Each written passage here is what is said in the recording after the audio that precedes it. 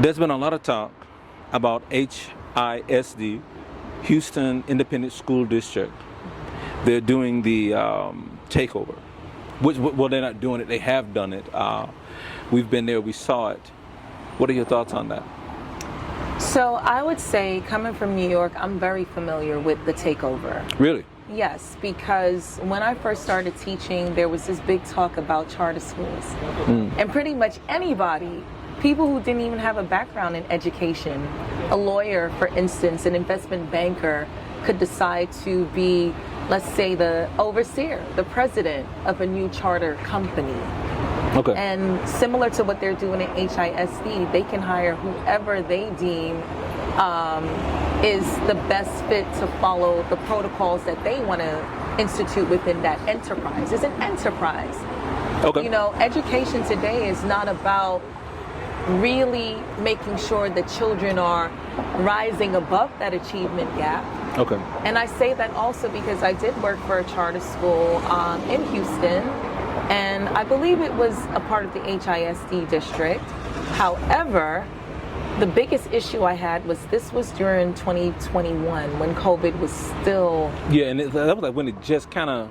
It wasn't even teetering off. It was still very concentrated. Okay. A lot of children were getting sick.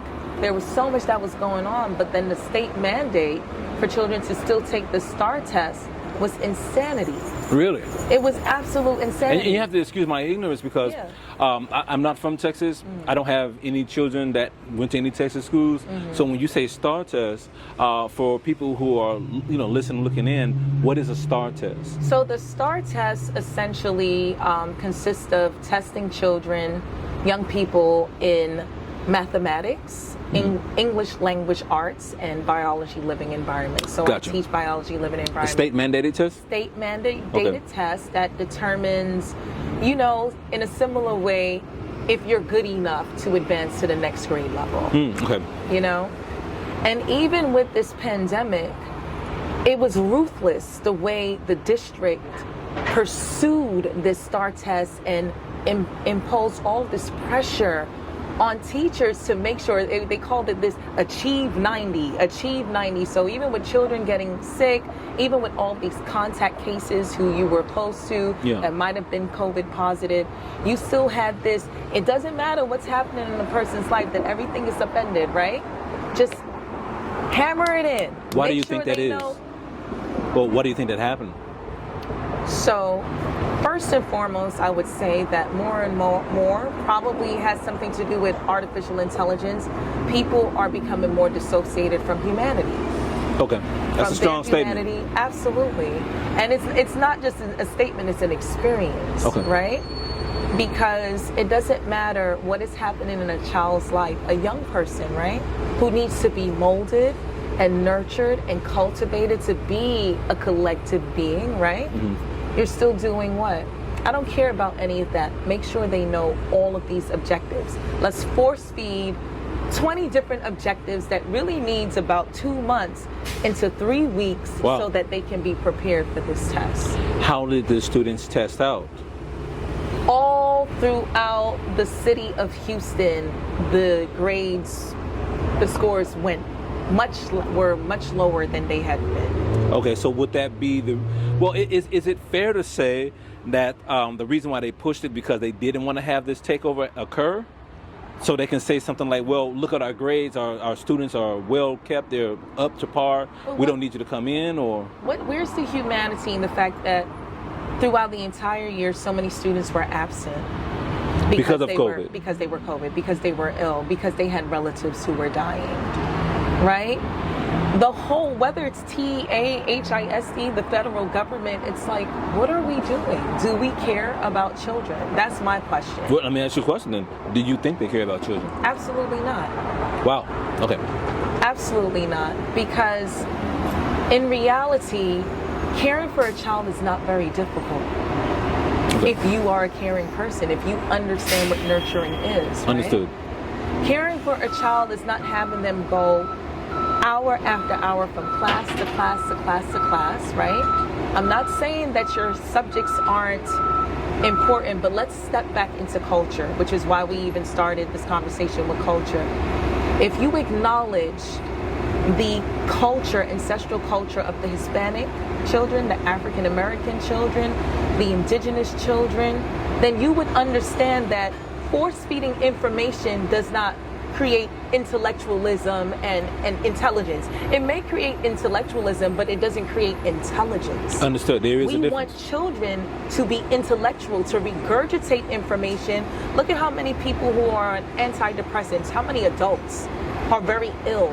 Mental health is this big conversation, but no one is really addressing it, right? Okay. It's systematically and systemically a behavior and an attitude that removes nurturance, that removes true cultivation of self. Mm-hmm. It's all about, I want to make sure, baby, you ready for that factory work. You ready to not turn off so that you can multitask, so that you can feel time impoverished, like most of these adults, so that you can build this medical industry, okay, right, with all these pharmaceuticals so that you can maintain and be subdued. Okay. That's my take on it. Because even though I'm not a parent of biological children, if you cared and you see these children's faces and you see how much they're suffering, you would want to go back to the drawing board and see what you've been doing that has not been evolving for so many years and really do something radical and revolutionary. I can see that, and I can actually agree with that. Oftentimes, people really don't, well, I would say educators in the higher ups as far as administrative, they really don't take the holistic approach to education. For many of them, and again, I'm not trying to put people down or anything like that, but for so many, it's always about the numbers. The numbers. How many beans are in this particular cup? What would you say to the administrators of not only HISD, but to all administrators, school administrators across the country? If you could say that one thing to them, what would it be? I would say it is time for you to do a deep self-search so that you can find out why you have gone so awry in not giving these children the things that you know that they need to actually prosper holistically in this life. You need to go back, sit with yourself, do some reflection, and ask yourself, is it all worth it at the end of the day? You had to break to talk to the camera for that one. I sure did. It's okay. I appreciate that, because oftentimes I've ran into some school administrators like my colleague. Believe it or not, his brother works very closely with the superintendent of HISD, right? And I'm not saying anything about them, but you really find that administrators are hesitant to speak. You see that teachers are often hesitant to speak out, and parents kind of feel like they're not being heard enough, and students feel like everyone doesn't care. What would you say to that? So what I would say first to parents is, I am the offspring of a single mother of 4. Just because we live in a different technological time does not mean that your responsibilities as a parent has changed. Understood. Most of my learning started at home. Okay. I hear this, and I'm just going to say it because I've heard a lot of people say it, and I think it resonates. At the very beginning of your child's life, you are not there to be your child's friend. I know some people might receive that as being very harsh, but just hear me. As an adult, I am grateful, one, that my mother ensured that we were not a household that had the television on 24/7. I am an adult that my mom ensured when she saw certain social constructs that could cause me to deviate, that she blocked it, even though I was frustrated. Okay. And I hate my mom for doing this. Parents are the interface that determines what their children are receiving and what their children should abstain from, whether their child throws a fit or not. But my issue with parents, unfortunately, as a whole, when we look at the fact that your child isn't reading on grade level, High school children read it at 2nd and 3rd grade levels. I've seen it. Let's really have the conversation. Whose responsibility is that? You've left the majority of the responsibility in the hands of these districts and these agencies that are very enterprise-minded. My mother, a single mother who worked to take care of her household, still went to PTA meetings every now and again. Still made sure that she looked at my papers to see, you know what? If you have to sit there for another hour, you're going to make sure you write until your handwriting is legible. They took cursive writing out of the school. They took cursive writing out. Yeah. Physical education is now an elective, is not mandated. So we're This is true. Right? Music, all these different things that nurture and feed you. These are the things that people are removing. How do you do that? It's like removing water from the ocean, from the body, saying, oh, you got blood. No, sweetheart, you need balance. And speaking of, and then didn't mean to cut you off. Yeah. Speaking of removing, the big thing right now is HISD removing libraries out of the school. That's asinine. Okay, please elaborate. I will elaborate also because libraries transform my world. Okay. And I can say this specifically. When I was in middle school, my librarian was a coach to all of us. She was the one who pointed out where to go to find those resource books to find and access anything that you want. Your senses, tactile senses, and your ability to use encyclopedias and dictionaries and thesauruses and know how to search expanded your consciousness in ways that your phone cannot. Period. Correct. I'm gonna just keep it that way. So everyone might be, most or some people might say, well, you have technology. It is not a one-off with technology. On top of that,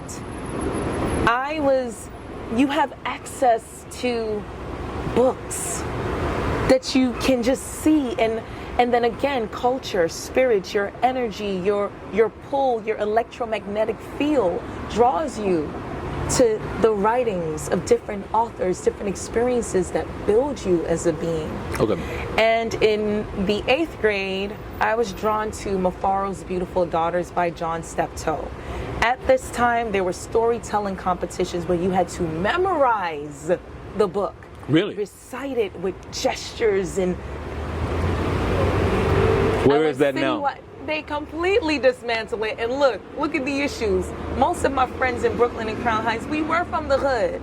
Most of us were from the projects, but we did not have these reading deficiencies the way children with access to everything has reading deficiencies today.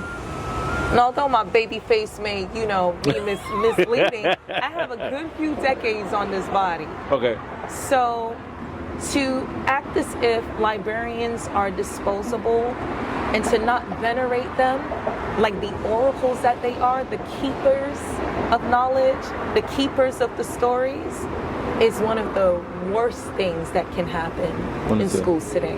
They should mandate that children develop relationships with their librarians in their libraries.